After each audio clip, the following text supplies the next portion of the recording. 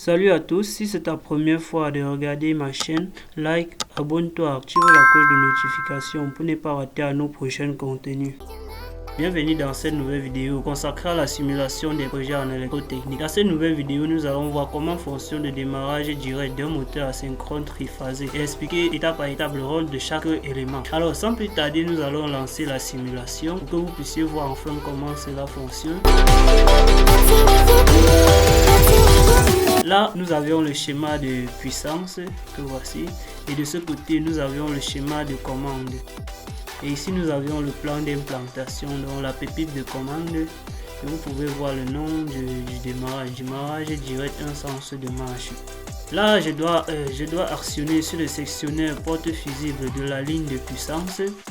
Le sectionneur porte fusible ici, il joue au rôle de protection du moteur contre les courts-circuits.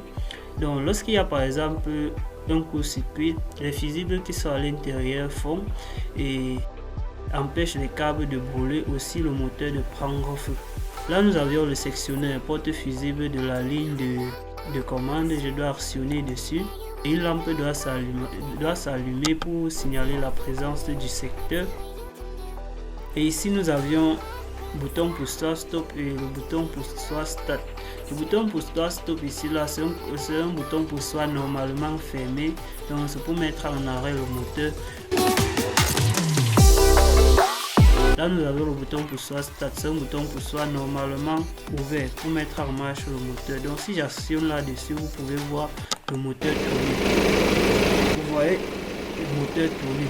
Vous voyez KM1 qui s'excite et le moteur se met directement à tourner et une lampe qui signale le fonctionnement du moteur. Donc vous voyez un peu. Là j'arrête. Je peux aussi arrêter directement à la pépite. Là j'arrête là. Je mets en marche. Et j'arrête. Et ici en bas, vous avez le relais thermique. Là, c'est un relais thermique. Donc, il protège le moteur contre les surcharges. S'il y a par exemple surcharge, regardez, je mets en marche. On essaye de simuler un peu une surcharge. Vous allez voir, le moteur doit s'arrêter et une lampe de défaut doit s'allumer. Et vous allez voir que le contact du relais thermique F1 qui s'ouvre et le contacteur du relais thermique F1 aussi qui se ferme pour alimenter cette lampe qui doit signaler la panne qu'il y a dans l'installation. Alors je dois relancer la simulation pour que vous puissiez comprendre. J'arrête là. Donc ici là c'est un contact, c'est un contact du relais thermique normalement fermé. Donc il s'ouvre uniquement lorsqu'il y a surcharge ou lorsqu'il y a surcharge dans l'installation. Et ceci, c'est un contact du relais thermique normalement ouvert. Il se ferme uniquement lorsqu'il y a surcharge. Donc vous aviez vu tout à l'heure, lorsque j'ai un peu simulé une surcharge, je relance voir. Vous allez voir ceci s'ouvrir et ceci se fermer. Et lorsqu'il se ferme, il s'excite et alimente cette lampe. Donc regardez, vous voyez, ceci se ferme, ceci s'ouvre, ceci se ferme.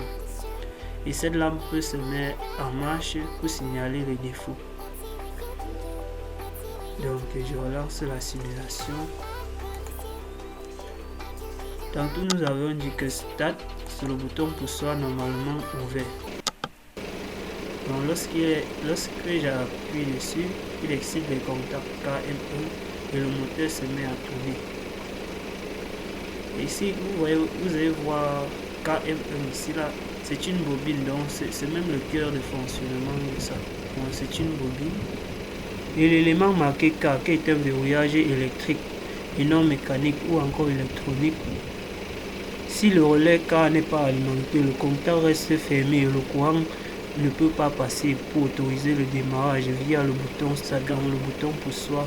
C'est peut-être un peu ça. Et ici là, sur le plan d'implantation, vous allez voir marche, défaut, secteur.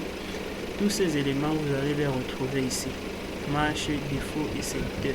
Donc c'est les lampes que vous avez ici, les différentes lampes de signalisation. Donc le jaune c'est là. Ça montre le fonctionnement du moteur. Et ceci là, il s'allume lorsqu'il y a surcharge. Et ici, cette lampe verte, c'est pour signaler la présence du secteur. Puis un ici là qui est en fait le sectionnaire porte fusible, KM1 qui est les contacteurs, F1 qui est le sectionnaire. Et vous allez voir là les bruits d'alimentation du moteur. Là vous aviez la phase de neutre, donc l'arrivage. Là c'est l'alimentation en fait, l'alimentation, je veux dire.